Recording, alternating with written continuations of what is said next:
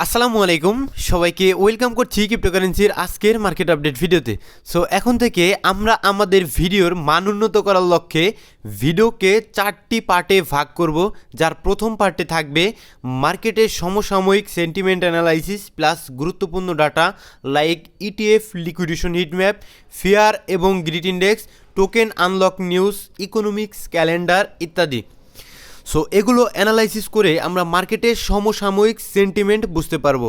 2 নম্বরে থাকবে সবচেয়ে গুরুত্বপূর্ণ পার্ট টেকনিক্যাল অ্যানালাইসিস, যা দেখে আমরা মার্কেটের মুভমেন্ট বুঝতে পারবো, মার্কেট কোন দিকে যেতে চায়, উপরে নাকি নিচে, এই সমস্ত বিষয়াদি আমরা টেকনিক্যাল অ্যানালাইসিসের মাধ্যমে জানতে পারবো।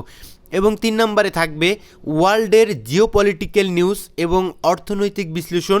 এটাও টেকনিক্যাল অ্যানালাইসিসের মতো গুরুত্বপূর্ণ এবং এটা মার্কেটের দীর্ঘদিনের বায়াস নির্ধারণে আমাদের সাহায্য করবে। এবং 4 নম্বরে যদি সময় থাকে এবং ভিডিও লং না হয়, আপনাদের কমেন্টে রিপ্লাই করার চেষ্টা করব। সো আশা করি আগামীর ভিডিও থেকে আপনারা আরও ভালো ইনফরমেশন পাবেন, প্লাস মার্কেটকে আরও কাছ থেকে শিখতে পারবেন। সো ভিডিও শুরু করার আগে একটি ডিসক্লেমার, এই ভিডিওটি শুধুমাত্র একটি এডুকেশনাল ভিডিও, কোনো ফাইন্যান্সিয়াল অ্যাডভাইস নয়, শুধুমাত্র একটি এডুকেশনাল ভিডিও। অ্যান্ড যারা স্টিল আমাদের টেলিগ্রাম চ্যানেলটিতে জয়েন করেননি, ভিডিও ডিসক্রিপশন বক্সে আমাদের টেলিগ্রাম চ্যানেলের লিঙ্ক পেয়ে যাবেন। অবশ্যই আমাদের টেলিগ্রাম চ্যানেলটিতে জয়েন করবেন, কারণ মার্কেটের যত ইনস্ট্যান্ট ফান্ডামেন্টাল নিউজগুলো উঠে আসে এবং বিভিন্ন সময় মার্কেটের বিভিন্ন টেকনিক্যাল অ্যানালাইসিস আমরা আমাদের টেলিগ্রাম চ্যানেলটিতে শেয়ার করি, যাতে আপনারা সবসময় মার্কেটের আপডেট সম্পর্কে জানতে পারেন। সো এখন আমরা প্রথম পার্টটা শুরু করব, মার্কেটের sentiment analysis plus important data. So প্রথমে যদি আমরা ইনস্টিটিউশনাল ডিমান্ডের দিকে লক্ষ্য করি, আমরা দেখতে পাচ্ছি এই সপ্তাহে ইনস্টিটিউশনাল ডিমান্ড কিন্তু একদম তলানিতে গিয়ে ঠেকেছে। সো একদম আমরা পুরো সপ্তাহটায় দেখতে পেলাম যে রেট শুধুমাত্র সেলিং হয়েছে। সো এইভাবে যদি ইটিএফ থেকে আমাদের সেলিং আসে, সেক্ষেত্রে ক্রিপ্টোকারেন্সি মার্কেটে আমরা ভালো রকমের রিকভারি কখনোই আমরা এক্সপেক্ট করতে পারি না। দেখুন, বিটিসিতে আমাদের 21 তারিখে 708 মিলিয়নের মতো আউটফ্লো হয়েছে, তারপরে 22 তারিখে অলমোস্ট 32 মিলিয়ন, 23 তারিখে 103 মিলিয়নের মতো আউটফ্লো অলরেডি হয়ে গিয়েছে। তো এভাবে ইনস্টিটিউশনাল ডিমান্ড যদি কমতে থাকে, যদি ইনস্টিটিউশনাল ডিমান্ড না বাড়ে, সেক্ষেত্রে কিন্তু মার্কেটে ভালো রকমের রিকভারি আমরা দেখতে পাইব না। অ্যান্ড যদি আমরা ইথেরিয়ামের দিকে তাকাই, একদম বিটিসির মতো সেম ইনস্টিটিউশনাল ডিমান্ড এই সপ্তাহে একদম তলানিতে ঠেকেছে। তো এভাবে যদি আমাদের আজকে এবং কালকে স্টক মার্কেট বন্ধ থাকবে, তারপর থেকে যখন আবার মানডে থেকে মার্কেট ওপেন হবে, তখন থেকে যদি আমরা আবার ইনস্টিটিউশন থেকে যদি দেখি, ইটিএফ থেকে যদি সেলিং আসছে, সেই ক্ষেত্রে কিন্তু মার্কেটের জন্য আরও বড় ধরনের বিপদ আগামী দিনে হয়তো বা অপেক্ষা করছে, ঠিক আছে।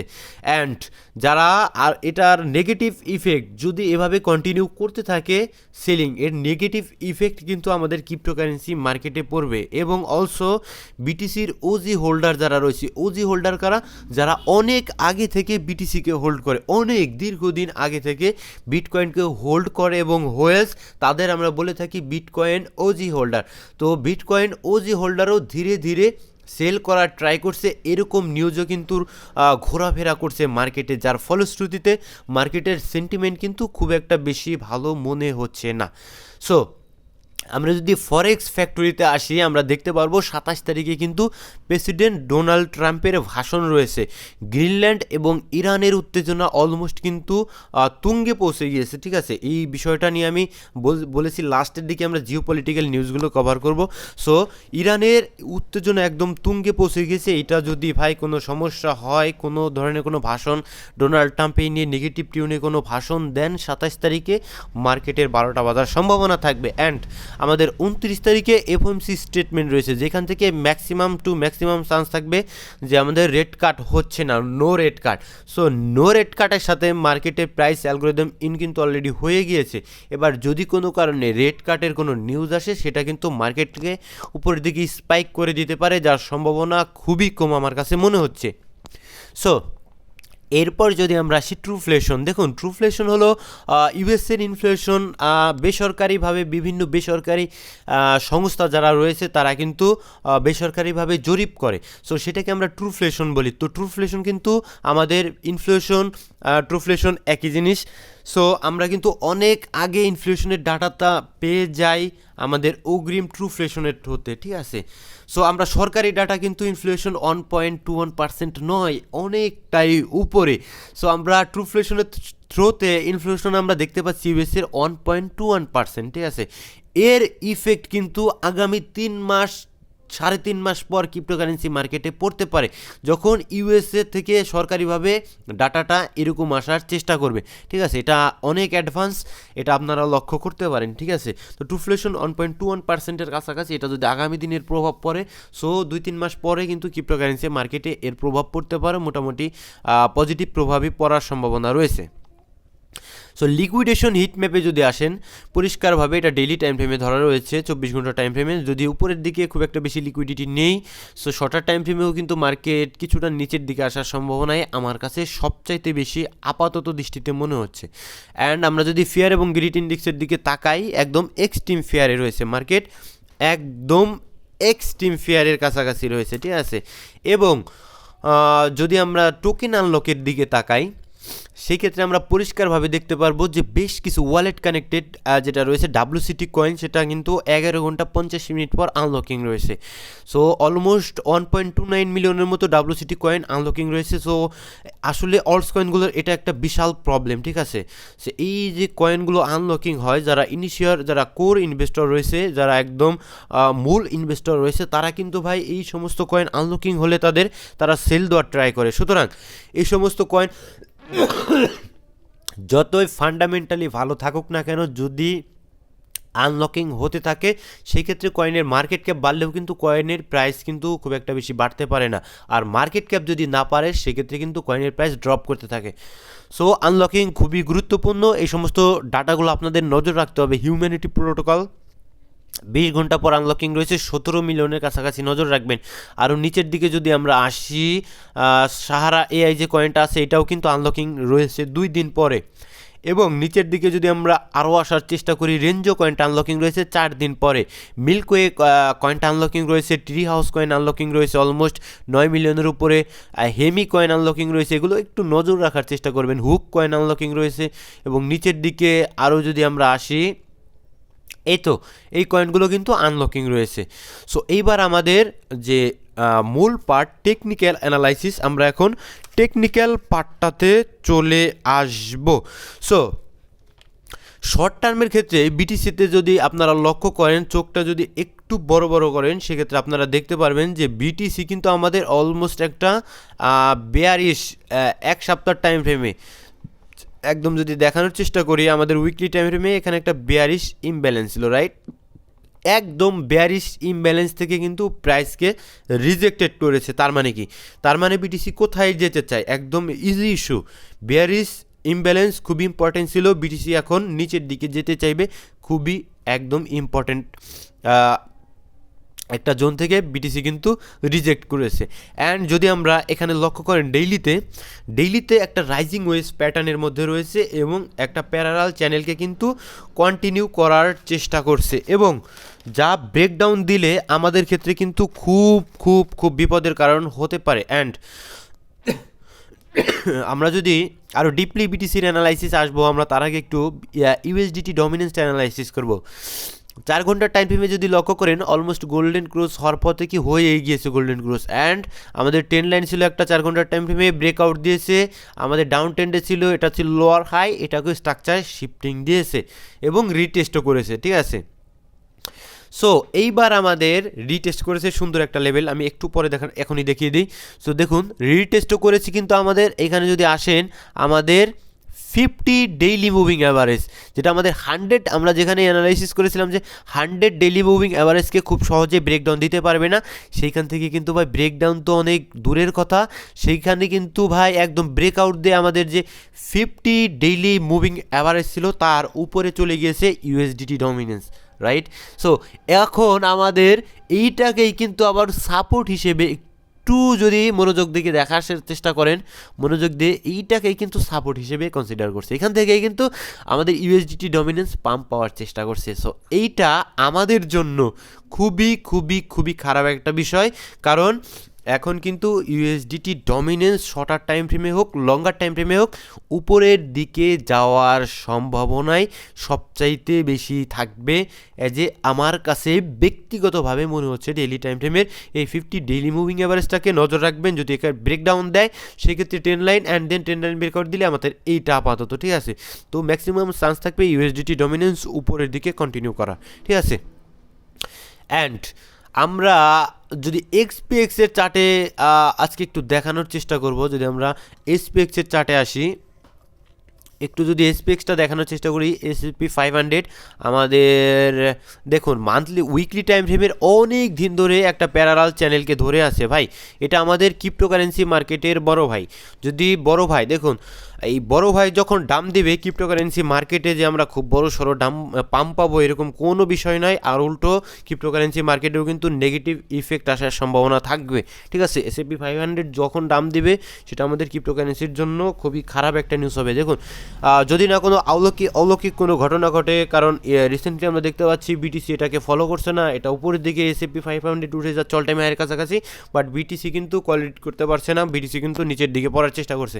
সো এইটা ঠিক আছে, বিষয়টা ঠিক আছে, একটা কথা মাথায় রাখবেন, এটা উপরের দিকে উঠেছে কিন্তু বিটিসি উঠেনি, এটা যখন নিচের দিকে নামবে বিটিসিও নামার চেষ্টা করতে পারে, ঠিক আছে, যদি না কোনো ভালো রকমের কোনো অলৌকিক ঘটনা ঘটে বলতে পারেন, ঠিক আছে। সো এর সাপোর্ট হিসেবে এখানে আমাদের উইকলি যে 50 উইকলি মুভিং অ্যাভারেজ এটা একটা সাপোর্ট থাকবে, আর নিচের এটা মিডিল পয়েন্টটা থাকবে একটা সাপোর্ট। সো এইখানে যদি আসে সেক্ষেত্রে ক্রিপ্টোকারেন্সির 12টা কিন্তু বাজার সম্ভাবনা রয়েছে, ঠিক আছে। সো এটা কিন্তু আজ হোক কাল হোক পড়ার সম্ভাবনাই বেশি থাকবে, একদম উপরের দিকে রয়েছে ওভারবট পজিশনে, একদম পিলার সি রেশিও যদি আমি সিএলআরপি রেশিও যদি আপনাদের দেখানোর চেষ্টা করতাম সেক্ষেত্রে আপনারা আরও বুঝতে পারতেন, একদম উপরের দিকে ওভারবট পজিশনে যে কোনো সময় কিন্তু এটা ডাম্প করতে পারে, সেক্ষেত্রে ক্রিপ্টোকারেন্সি মার্কেটেও কিন্তু রিস্ক থেকে যায়। ওকে, এবার আমাদের বিটিসির একটু লঙ্গার টাইম ফ্রেমে। সো দেখুন উইকলি যে বেয়ারিশ ইমব্যালেন্স ছিল ট্যাপ করেছে, রাইট, অ্যান্ড আমাদের নিচের দিকে যে 100 উইকলি মুভিং অ্যাভারেজ সুন্দর করে রিঅ্যাক্ট করছে। সো আরেকটু ডেইলিতে যদি যাই, আমরা ডেইলিতে একটু পরে যাব। সো এইটা যদি ধরে থাকে ভাই, ঠিক আছে, সেক্ষেত্রে হয়তোবা খুব বেশি বিপদের নয়, যখন আমাদের এই 100 উইকলি মুভিং অ্যাভারেজকে ব্রেকডাউন দিবে এক ঝটকায় কিন্তু বিটিসি নিচের দিকে পড়ে যাওয়ার সম্ভাবনা থাকবে 74 অ্যান্ড দেন আরও নিচে, যেটা আমি টেলিগ্রাম চ্যানেলটিতে আপনাদের জানানোর চেষ্টা করেছিলাম। যারা স্টিল আমাদের টেলিগ্রাম চ্যানেলটিতে জয়েন করেননি অবশ্যই জয়েন করবেন, ঠিক আছে। অ্যান্ড এইবার আমাদের উপরের দিকে যদি এটাকে ফ্লিপ করতে না পারে আমরা কখনোই বুল মার্কেটের আশা করতে পারি না, সুপার সাইকেল বলেন যাই বলেন, এটাকে আগে ফ্লিপ করতে হবে, যে আমাদের উপরে যে 50 উইকলি মুভিং অ্যাভারেজ রয়েছে ওটাকে ফ্লিপ করে উপরের দিকে যেতে হবে। অ্যান্ড এখানে যদি আমরা ডেইলিতে একটু অ্যানালাইসিস করার চেষ্টা করি, ট্রেন লাইনটাকে ব্রেকডাউন দিয়ে দিয়েছে অলরেডি, ঠিক আছে। অ্যান্ড আরও আরেকটা বিষয়, 100 আমাদের যে ডেইলি মুভিং অ্যাভারেজ রয়েছে এটা ইম্পর্টেন্ট ছিল, ঠিক আছে, এর আগে বিভিন্ন ভিডিওতে আপনাদের শেখানোর চেষ্টা করেছিলাম, এটাকে রিটেস্ট করে কিন্তু রিজেক্ট এসেছে। অ্যান্ড আমাদের 50টাও ব্রেকডাউন অ্যান্ড এটাকেও কিন্তু রিজেক্ট করছে ভাই। অ্যান্ড গত ভিডিওতে আমরা বলার চেষ্টা করেছিলাম এখানে ডেইলিতে বেয়ারিশ ইমব্যালেন্স এটাকে ট্যাপ করবে দেন রিজেক্ট করবে, ঠিক আছে। এক্স্যাক্টলি আমরা শর্টার টাইম ফ্রেমে আরও ছোট্ট আরেকটা অ্যানালাইসিস দিয়েছিলাম, যদি আমরা দেখানোর চেষ্টা করি অ্যানালাইসিসটা, কারণ আজকে একটু প্রবলেমের কারণে আমার পিসি নয় ল্যাপটপ দিয়ে ভিডিও করতে হচ্ছে। সো অনেক অ্যানালাইসিস হয়তোবা নতুন করে ড্র করতে হচ্ছে আমার। সো এখানে যদি দেখেন আমাদের টার্গেট ছিল হয়তো বা এই জোনটা 91,200 হয়তো বা টাচ করতে পারে, কিন্তু অনেক কাছাকাছি গিয়ে 91,150 কাছাকাছি গিয়ে কিন্তু প্রাইস রিজেক্ট করেছে। তো ভিডিওগুলো দেখার চেষ্টা করবেন, আসলে যদি কোনো উপকারে আসে অবশ্যই লাইক বাটনে প্রেস করার চেষ্টা করবেন। অ্যান্ড আমাদের এখানে দেখুন বিটকয়েন ডমিনেন্স দেখুন কোনো দিনও অলস কয়েনে হিউজ পরিমাণ র্যালি পাবেন না যদি না এটা ব্রেকডাউন না দেয়।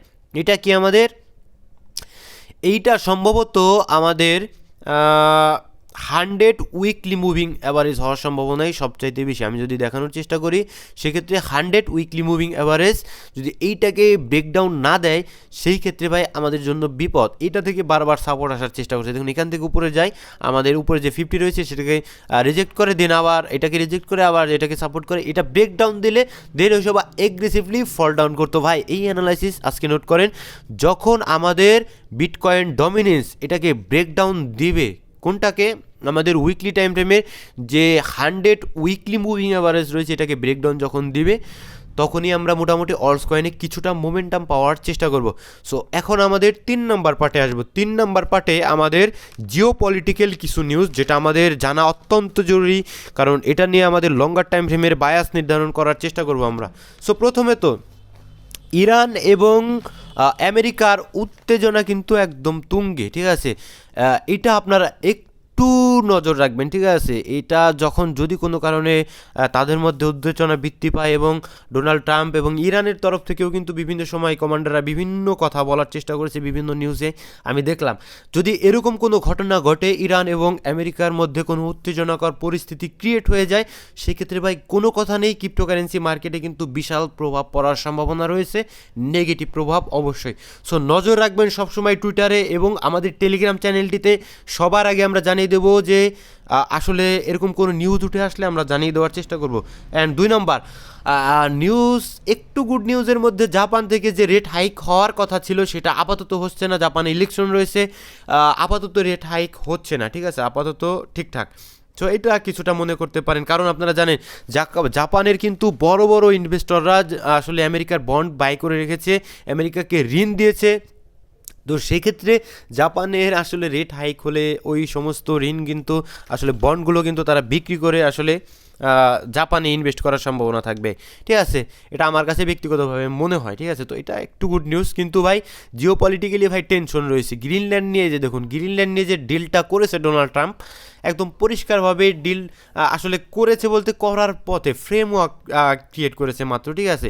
তো এই ফ্রেমওয়ার্কের জেরে হয়তোবা তিনি আসলে ইউরোপীয় যে ন্যাটো কান্ট্রি রয়েছে যারা আসলে এটাকে বাধা প্রদান করছে, তারা কি করার চেষ্টা করছে, সেখানে আসলে যে ট্যারিফটা আরোপ করেছিল ডোনাল্ড ট্রাম্প সেটা কিন্তু আপাতত বন্ধ করে রেখেছে। কিন্তু আসলে পার্সনটা ডোনাল্ড ট্রাম্প, ঠিক আছে? কখন কি করে বসে, কখন কি ভেবে বসে, এটা বলার আসলে কারো ভাষা নেই, ঠিক আছে?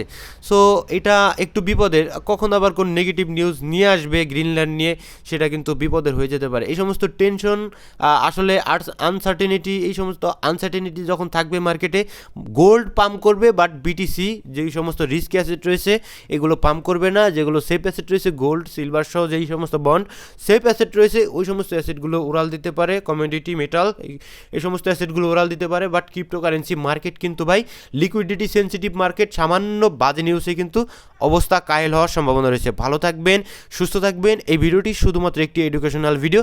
আসসালামু আলাইকুম ওয়া রাহমাতুল্লাহি ওয়া বারাকাতুহু।